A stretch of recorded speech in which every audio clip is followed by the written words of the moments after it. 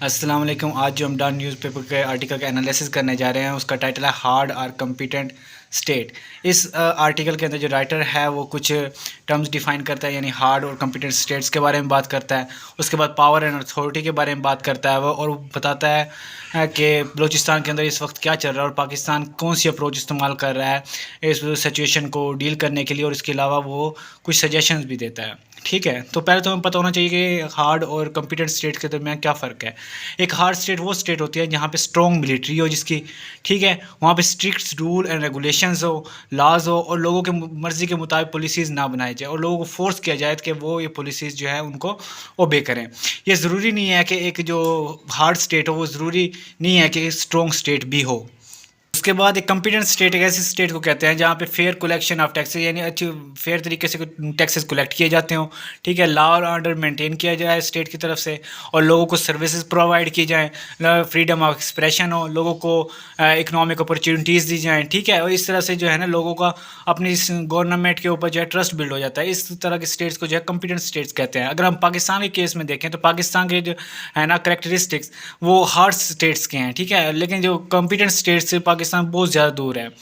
इसके अलावा जो है पावर एंड अथॉरिटी के बारे में बात की जाती है। पावर जो है तो पावर वो एबिलिटी होती है जिसके अंदर हम किसी भी इंडिविजुअल या ग्रुप के बिहेवियर या एक्शन को अपनी मर्ज़ी के मुताबिक जो है ना किसी भी सिचुएशन में चेंज कर सकते हैं, अपनी मर्ज़ी के मुताबिक तब्दील कर सकते हैं, ठीक है। और अथॉरिटी क्या होती है, जब पावर को लेजिटिमेट कर दिया जाता है तो वो अथॉरिटी बन जाती है।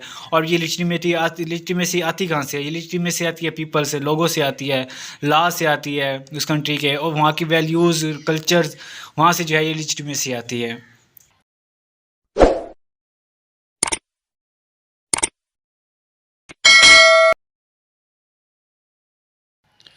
अभी फ़िलहाल बलूचिस्तान के अंदर जो है पॉलिटिकल इंस्टेबिलिटी जो है वो प्रिवेल कर रही है, तो इसकी तो बहुत सी काजेज़ है, लेकिन जो मेन काजेज़ राइटर ने बताई है वो है वहाँ की पुअर गवर्नेंस। पुअर गवर्नेंस यानी वहाँ के जो लोग हैं उनको उनकी बेसिक नेसेसिटीज़ नहीं दी गई, ठीक है, उनको लाइफ स्टैंडर्ड जो है बिल्कुल लो है, वहाँ पे एजुकेशन नहीं है, ठीक है।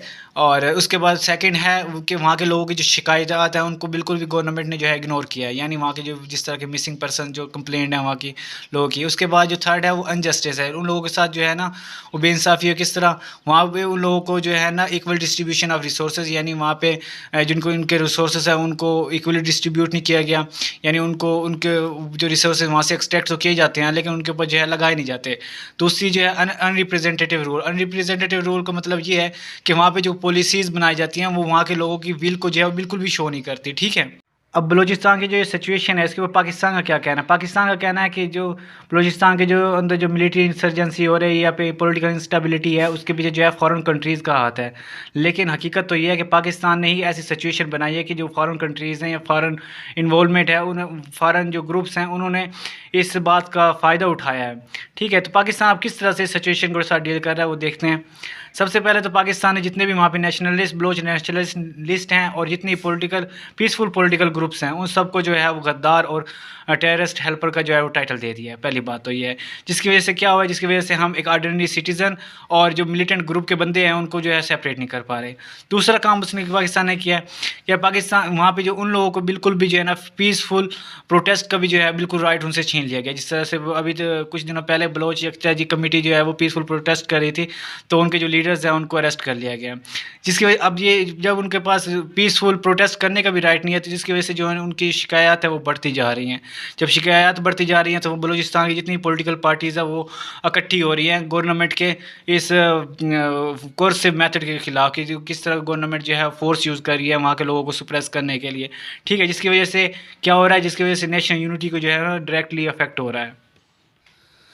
अभी हमने पावर और अथॉरिटी के दरमियान डिफरेंस यानी वो एक्सप्लेन किया था, जिसके अंदर पता कि अथॉरिटी जो होता है हमेशा लेजिटिमेट होती है, ठीक है, लेकिन जो गवर्नमेंट यूज़ कर रही है पावर बलूचिस्तान के अंदर वो लेजिटिमेट नहीं है, क्योंकि लेजिटिमेसी जो है वो लोगों से आती है और लोग तो वहाँ के खुश है ही नहीं, गवर्नमेंट के साथ ही नहीं है, गवर्नमेंट को सपोर्ट ही नहीं कर रहे। तो लेजिटिमेसी हासिल करने के लिए गवर्नमेंट को चाहिए कि उनकी जो ग्रीवियंसेस है, उनकी जो शिकायत है उनको एड्रेस करे, फिर वहाँ से लेजिटिमेसी हासिल होगी। खाली जो मिलिट्री ऑपरेशन करने से जो है वहाँ की सिचुएशन को हम ठीक नहीं कर सकते, बल्कि वो और भी ज़्यादा बिगड़ती चली जाएगी, ठीक है। इसके लिए ज़रूरी है कि वहाँ के लोग जो वहाँ की जो कम्युनिटी है वो पाकिस्तान का साथ दे। उसके के लिए चाहिए पाकिस्तान के लिए ज़रूरी है कि उनकी जो शिकायत है उनको एड्रेस करें। इसके लिए राइटर ने कुछ सोल्यूशन दिए हैं। पहला सोल्यूशन तो ये है कि जो गवर्नमेंट हर क्रिटिक्स को अपना एनिमी समझ लेती है, उसको वही नहीं करना चाहिए। दूसरा, गवर्नमेंट को जो है ना लोगों वहाँ के लोगों की जो डिमांड्स हैं, उनकी जो शिकायत है, उनको एड्रेस करना चाहिए। उनकी शिकायत क्या है, वो एक तो उनकी मिसिंग पर्सन के बारे में है, और दूसरी उनके अपने रिसोर्सेज के बारे में, जो उनके रिसोर्सेज जो है वो उनको नहीं मिलते बिल्कुल भी। ठीक है। तीसरा है कि वहाँ के जो जो गवर्नमेंट को चाहिए कि वहाँ के जो मिलिटेंट ग्रुप है उनको तो स्टॉप करे, सही उनको तो रोके, लेकिन इसके साथ साथ वहाँ के लोगों का ट्रस्ट भी हासिल करो। ट्रस्ट किस तरह हासिल होगा, जब गवर्नमेंट वहाँ के लोगों की लाइफ को इम्प्रूव करेगा, उनको बेसिक नेसेसिटीज़ देगा, ठीक है, और वहाँ के यानी लाइफ स्टैंडर्ड ऑफ लाइफ को बेहतर बनाएगा। तो इस तरह जो है लोगों का ट्रस्ट जो है गवर्नमेंट पे बिल्ड होगा।